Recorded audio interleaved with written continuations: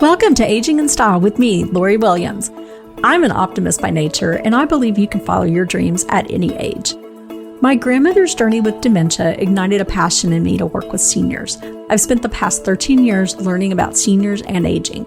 In my mid-50s, I followed my own dream and founded my company, where I use my expertise to help seniors locate housing and resources. On this podcast, we cover all aspects of aging. Join us each week to meet senior living experts and inspirational seniors who are following their dreams. The fact is, we're all aging, so why not do it in style? Hey guys, welcome to the show.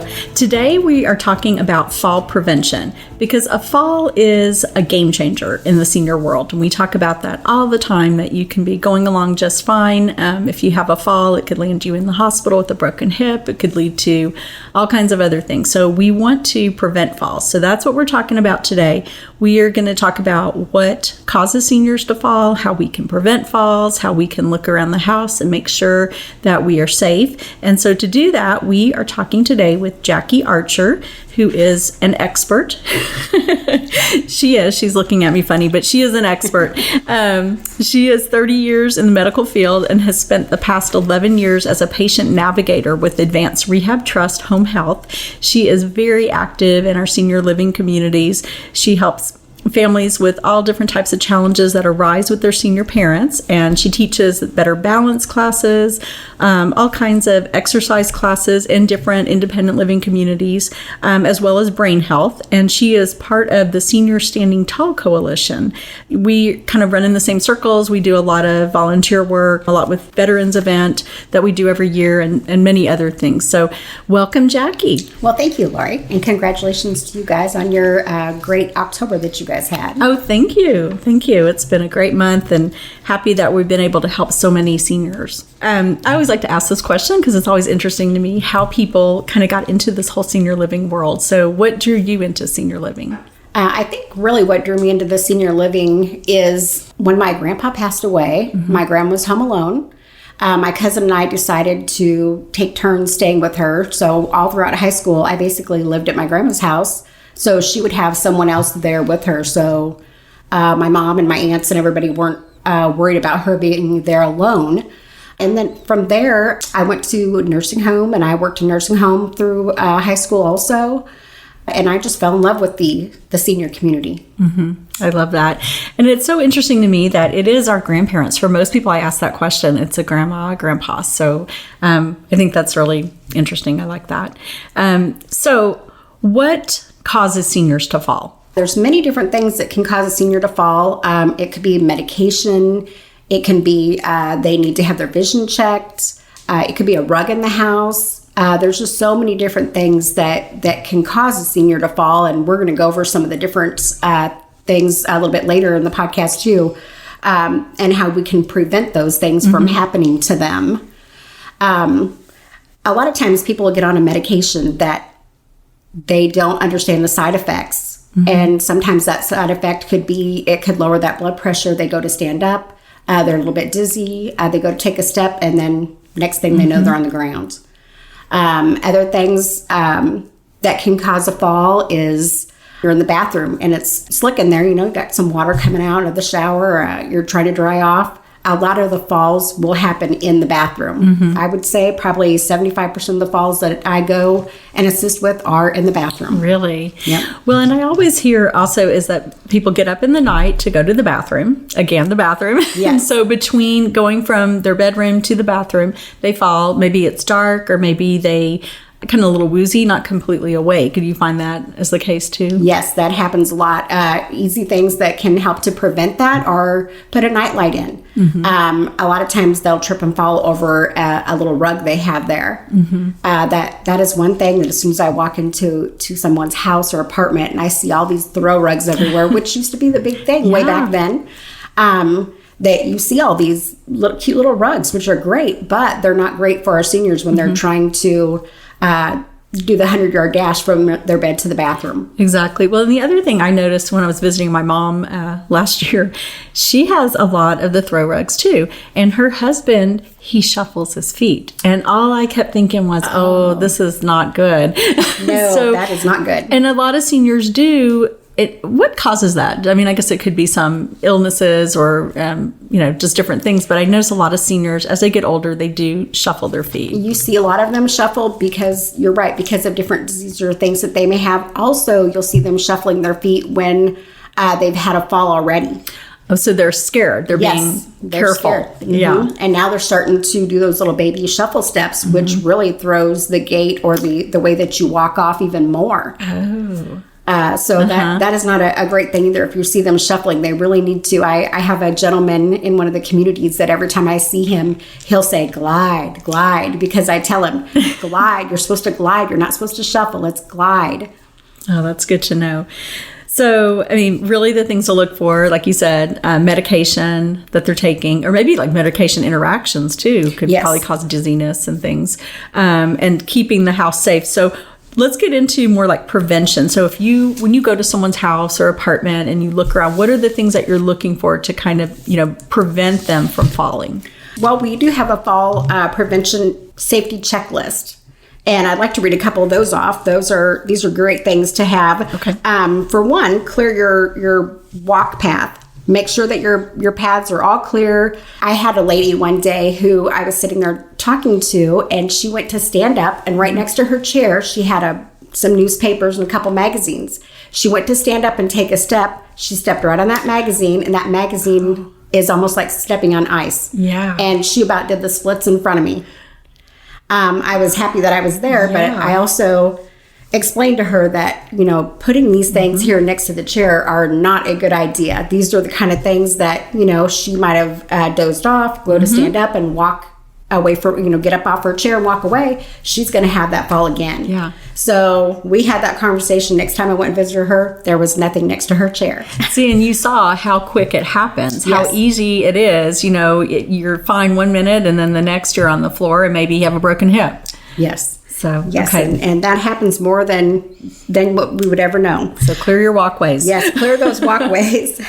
Install rails or grab bars if needed in the bathroom. A lot of people don't want to put things in the bathroom because they think it makes the bathroom not look right, or it looks like a handicapped bathroom, and people get offended sometimes by that.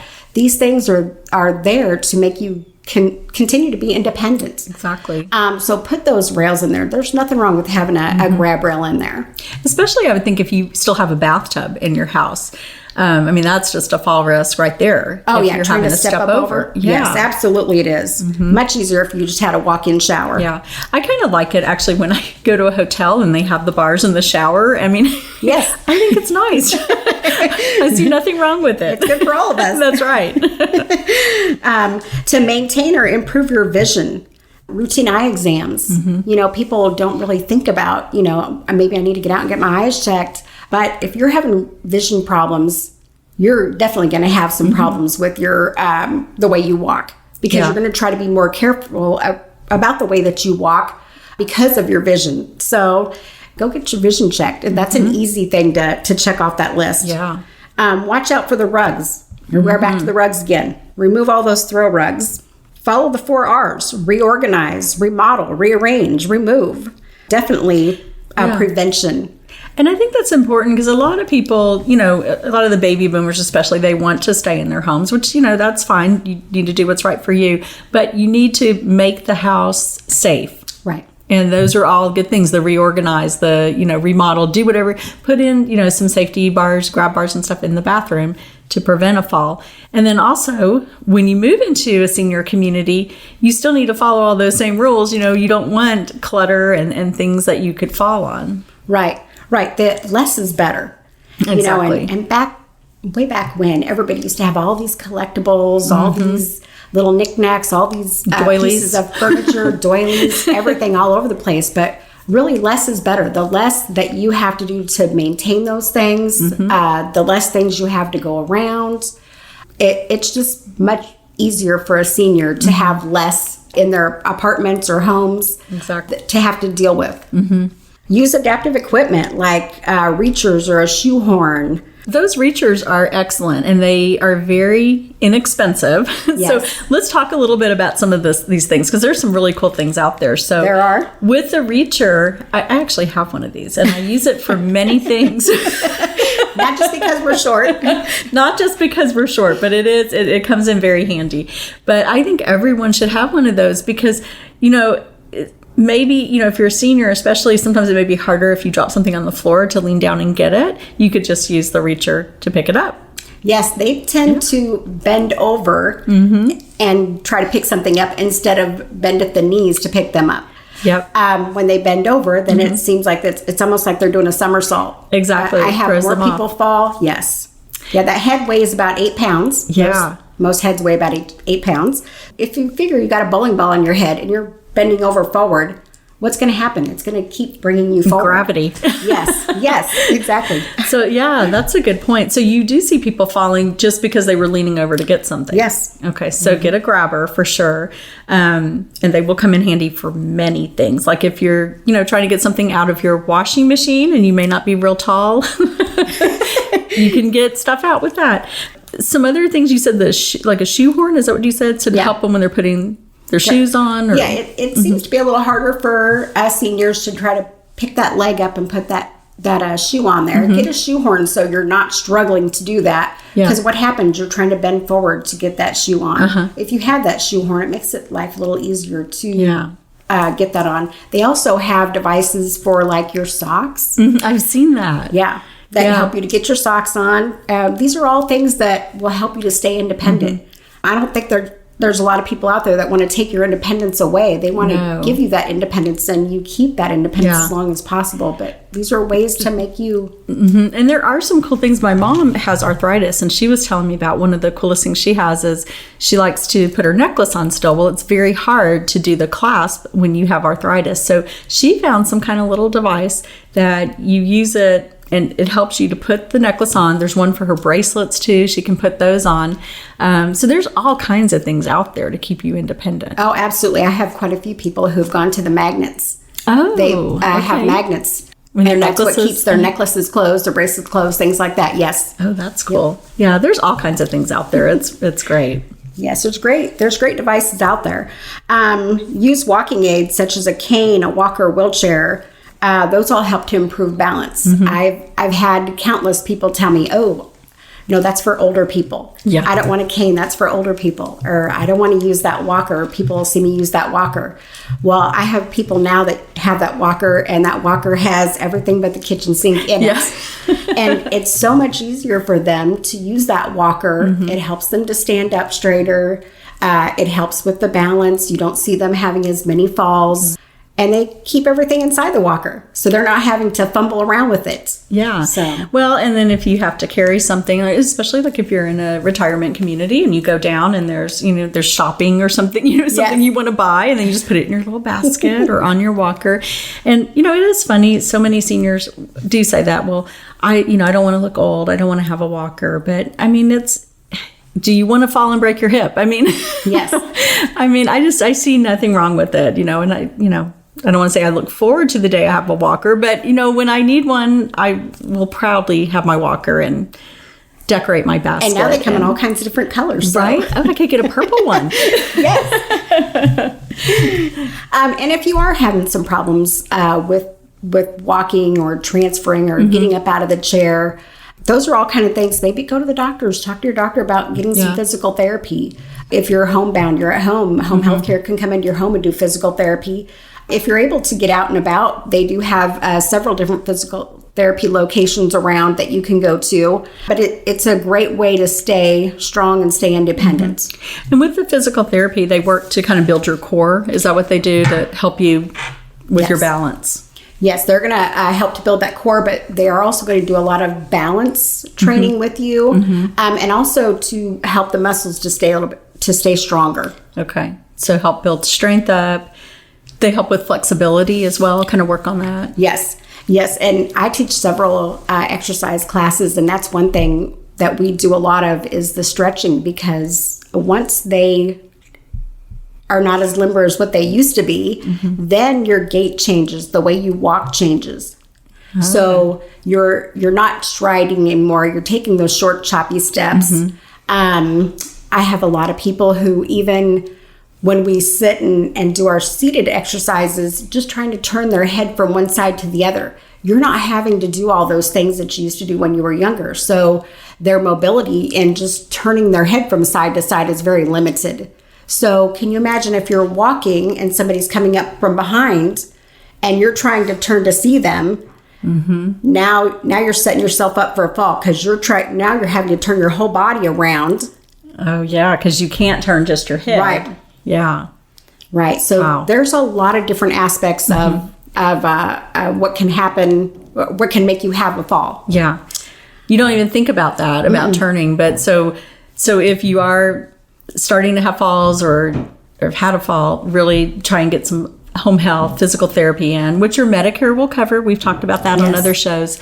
But typically, how many visits would they provide in your home? It really does depend. Medicare has changed a lot of the rules and the ways that they used to do things. Used to get all kinds of visits, and now they don't do that anymore. They're putting a lot more back on the individual.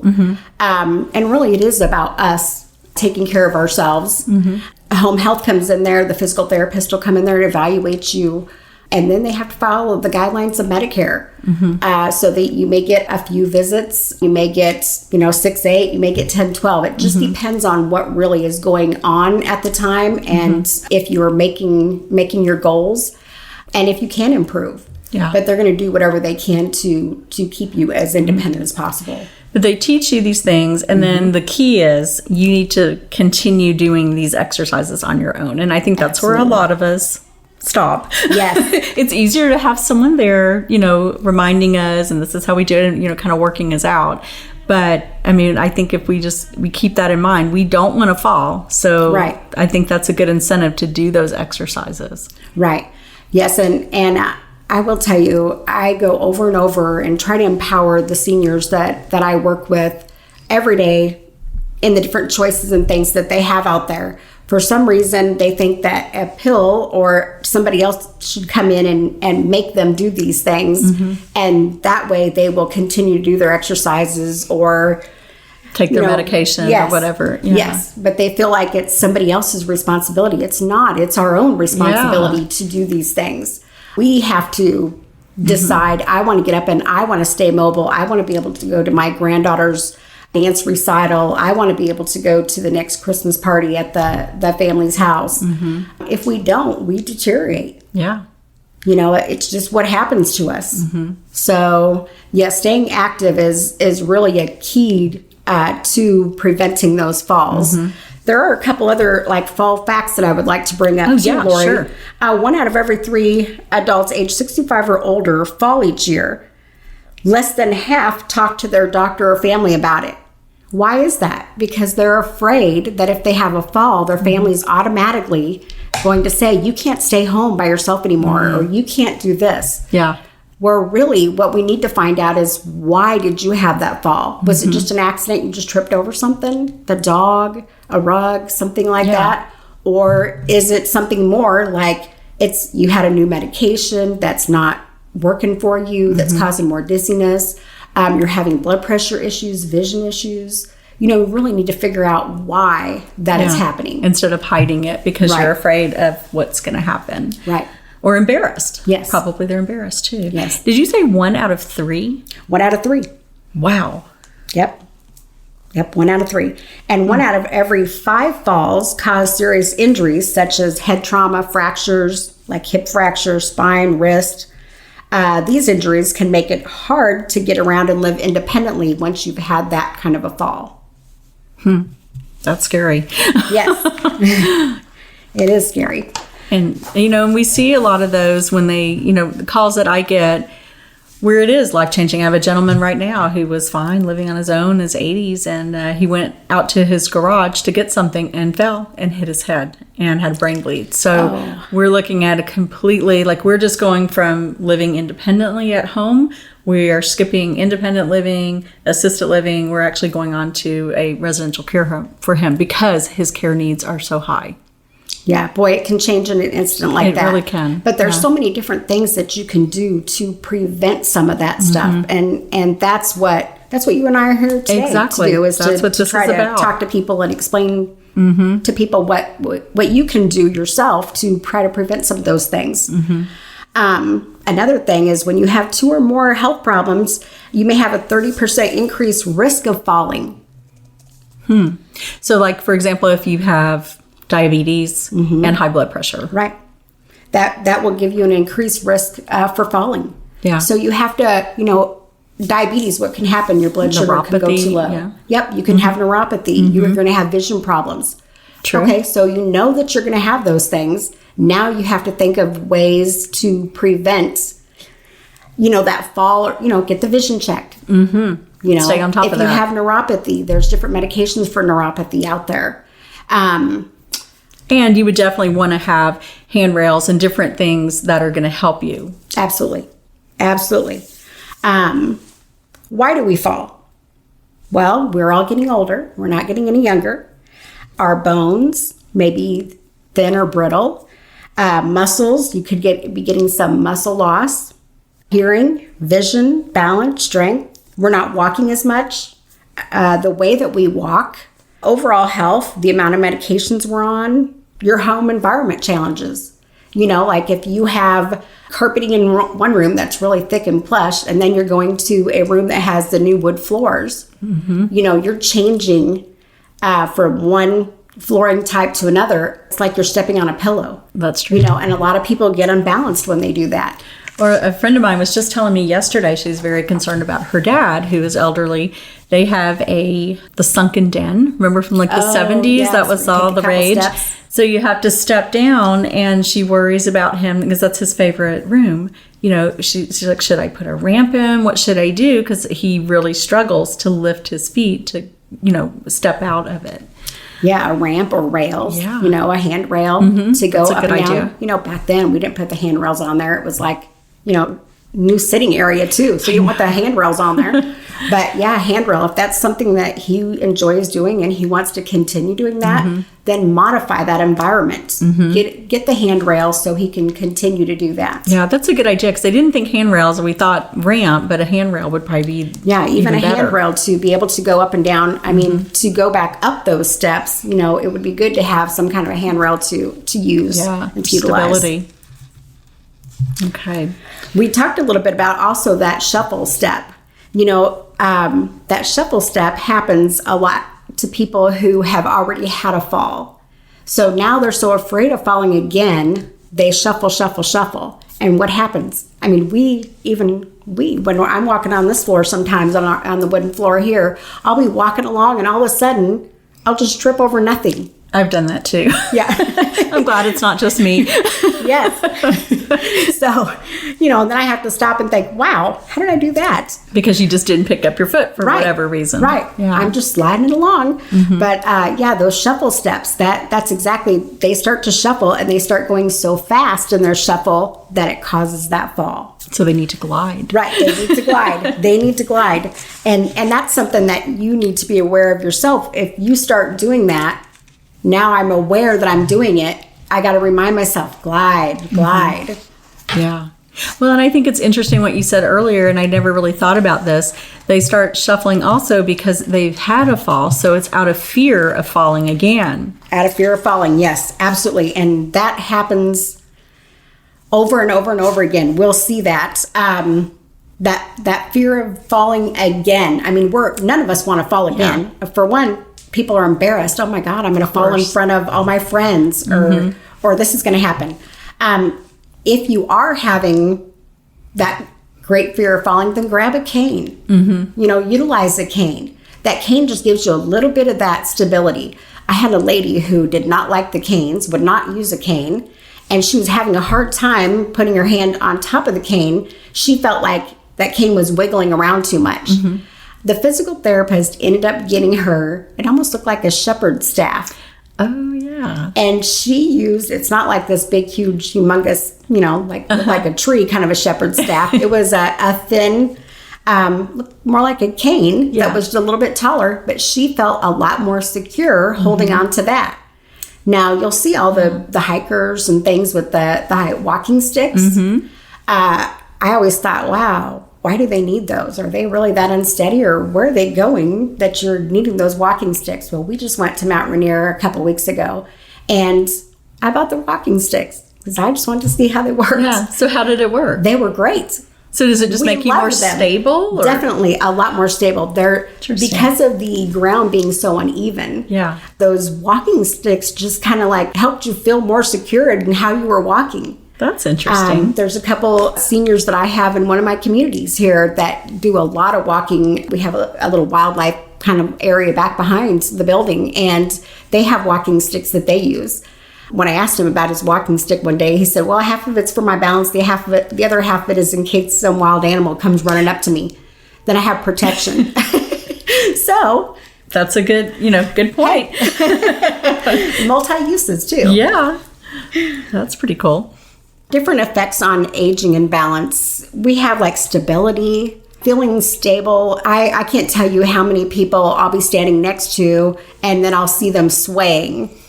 Like moving back and forth, and, the music's not on. They shouldn't be swaying like that. We talk to them about how they're standing. A lot of people like to stand with their feet close together. You spread the stance out a little bit more, or one foot in front of the other. You don't sway then. Right. Okay. You're not having that stability issue.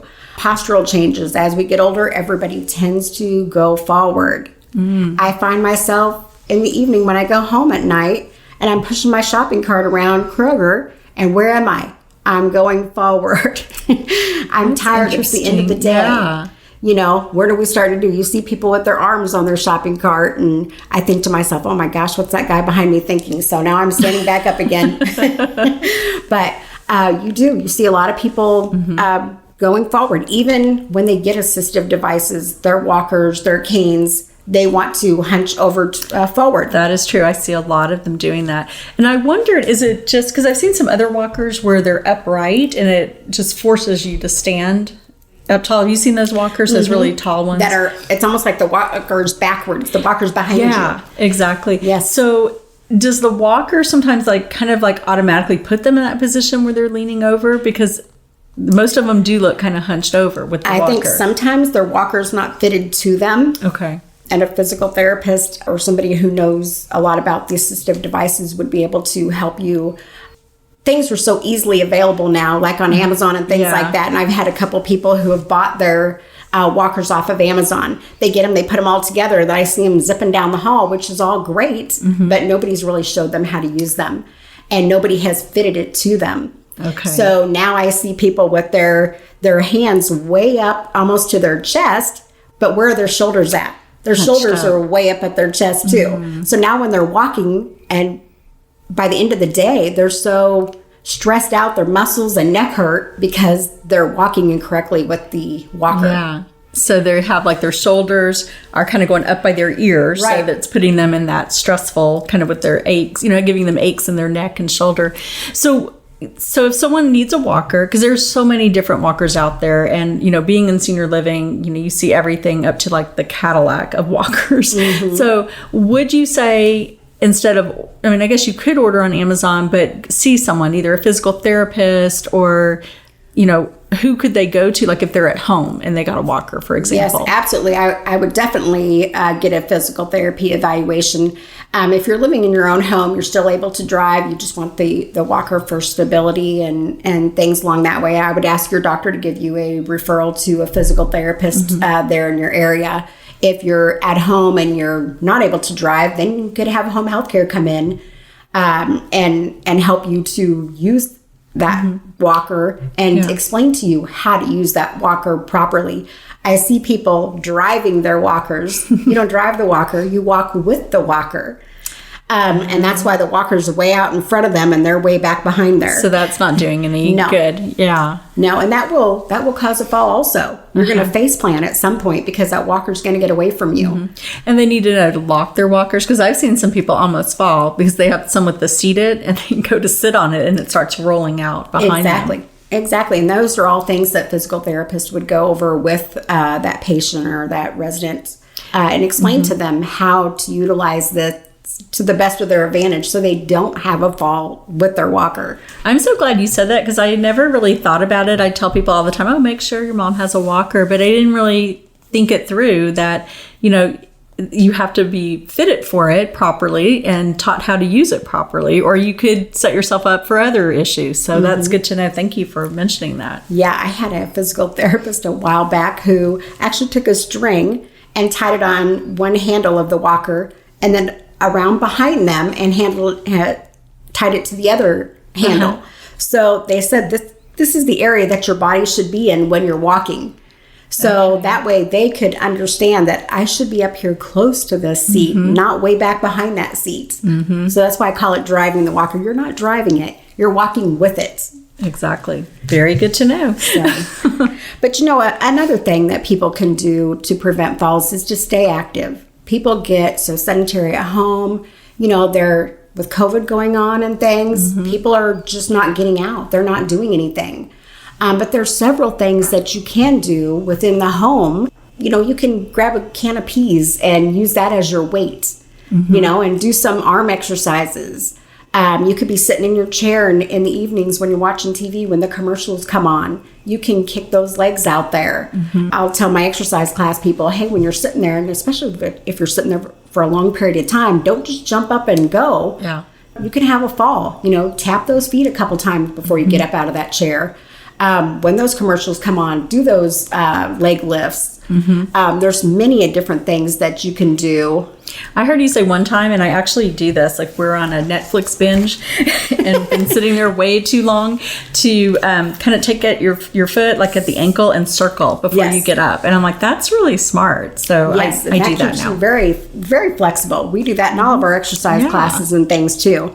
Even with limited mobility, there's still a variety of things that you can do, such as reading, which improves the memory, reduces stress, improves sleep, explore different hobbies.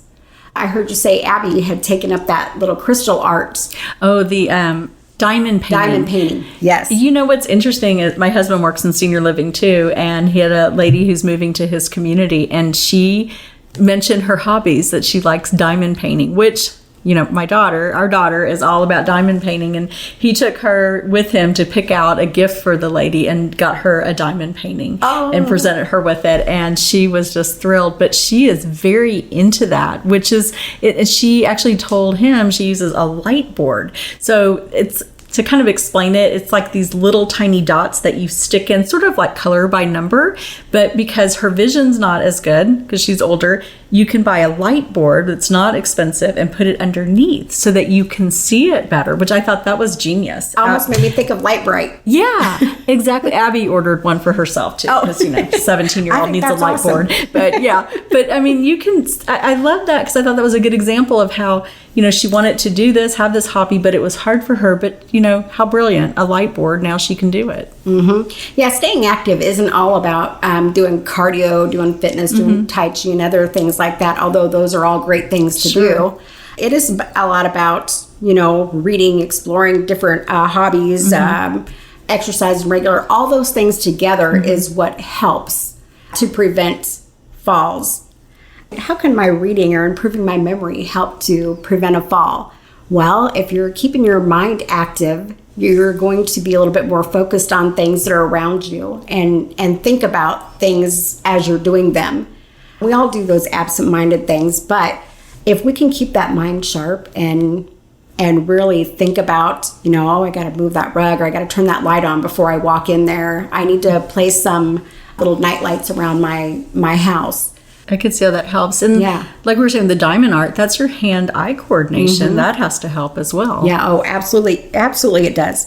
Exercise regularly. You can do it while seated. You don't have to stand up and do the Jane Fonda workouts. You can do Richard Simmons, which I really like him. Sweating to the oldies. But you could do a lot of those exercises too while seated in your chair. You can modify. You don't have to be, modify them. You don't have to be standing up for everything.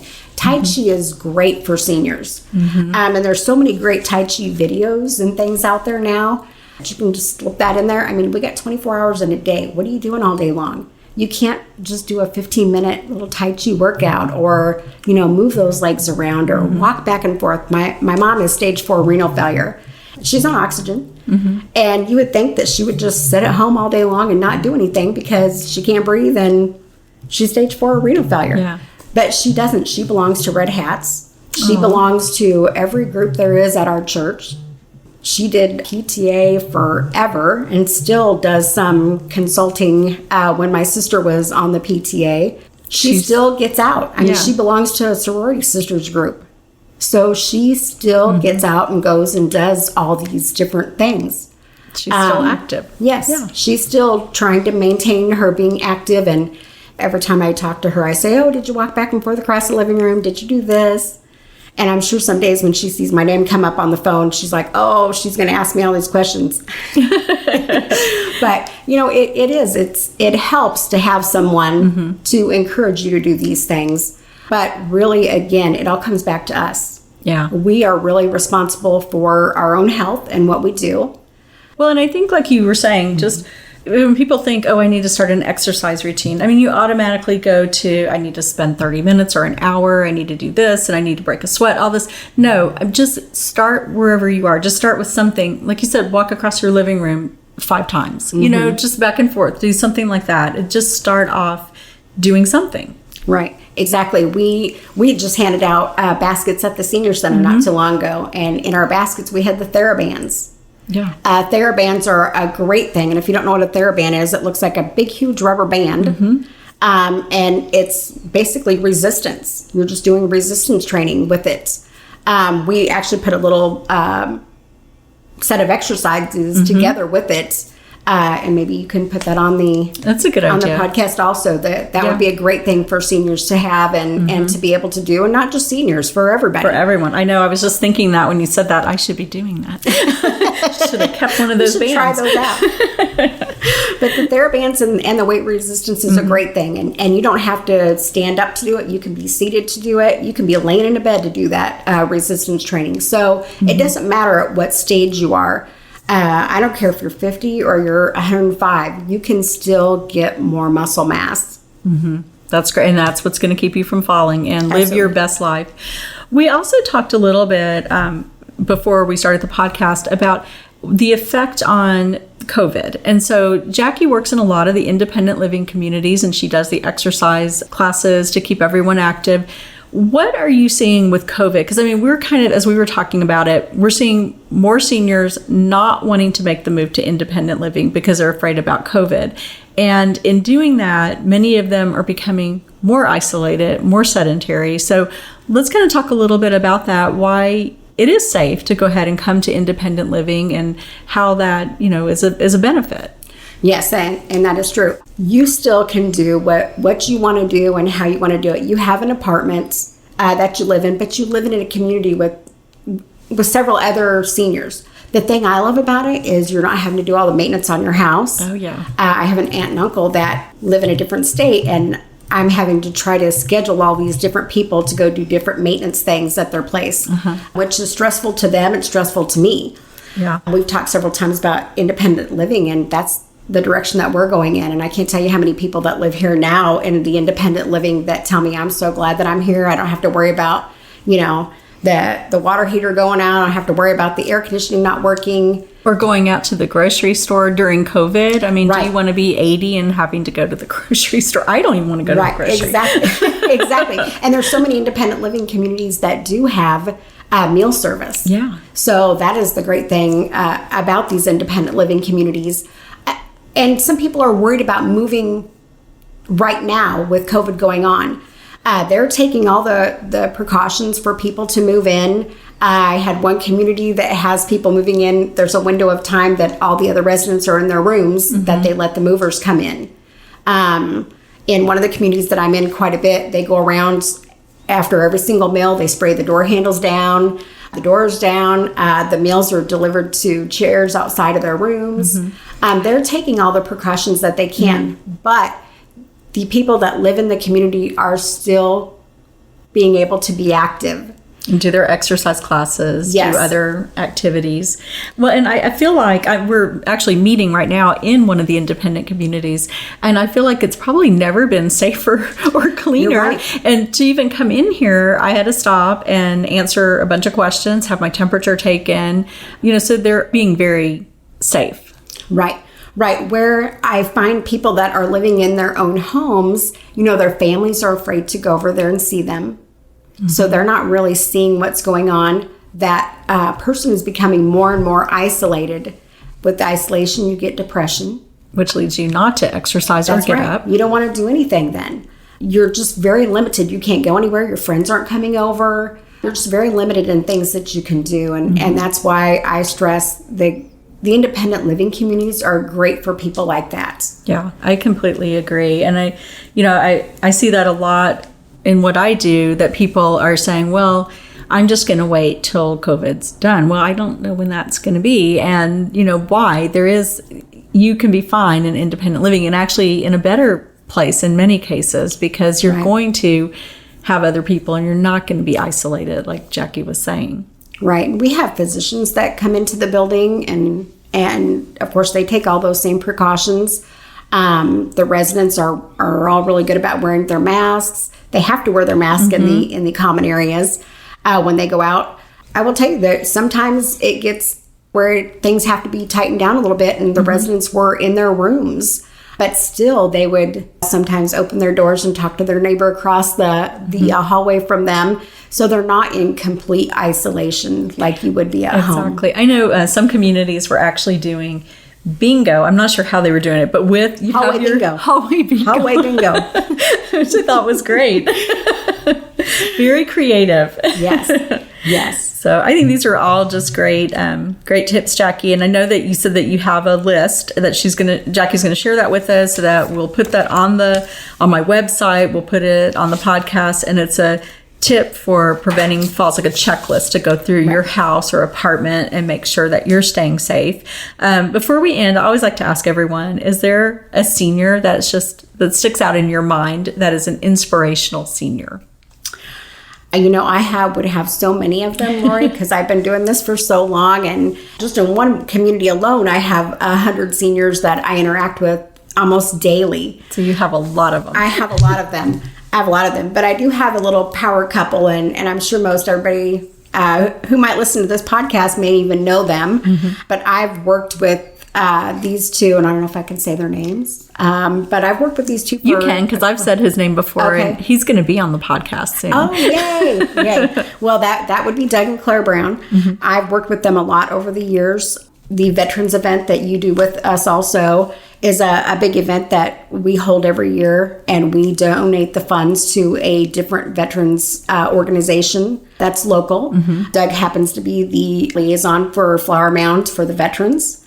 He's a World War II vet. Yes, he is. And he is like, if there's a volunteer organization, I think he belongs to it. Yeah, he's amazing. He belongs to everything. But that's what I encourage other people to do too, is to get involved either at your church. Someday when our daycares open back up, go do the reading daycare, the grandparent reading program with that daycare. Get active with the Flower Mound Senior Center, Louisville Senior Center, a senior center that's close to you.